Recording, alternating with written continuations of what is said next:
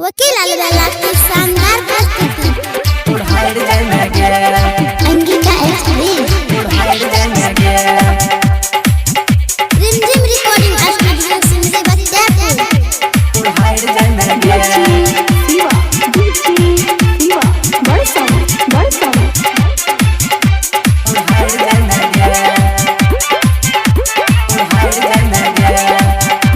रोजो रोजो बिगड़ल जाय छौ छौरी तोहर जाय गे रोजो रोजो बिगड़ल जाय छौ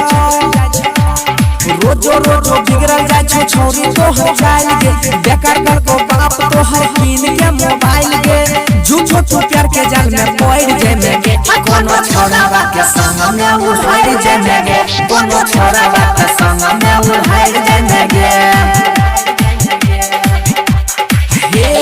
रोजो रोजो बिगड़ल जाय छौ छौरी तोहर जाय गे बेकार कर को बाप तोहर कीन के मोबाइल गे झूठो तो प्यार के जाल में पड़ जाय गे कोनो छोरावा के संग में उड़ाड़ जाय गे कोनो छोरावा के संग में उड़ाड़ जाय गे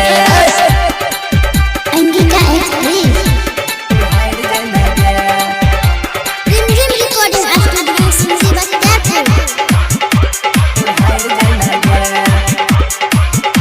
डीजे सलीम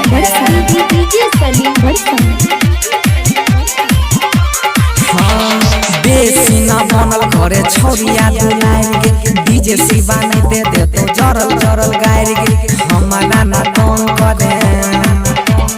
हमारा ना तंग करे छौरी हर जइया हमी बनबो तोहरा बाप के जमैया मारल छोमती कुछ कर जाय गे कोनो छोरावा के संग में उड़ाड़ जाय गे कोनो छोरावा के संग में उड़ाड़ जाय गे अंगिका एक्सप्रेस उड़ाड़ जाय गे उड़ाड़ जाय गे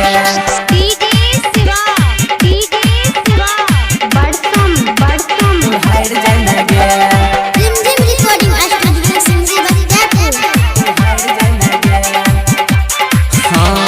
बाप के नाम छो समाज में ऊंचा एकरा से ना बात करे छौरा छै लुच्चा पशुपति कहै छै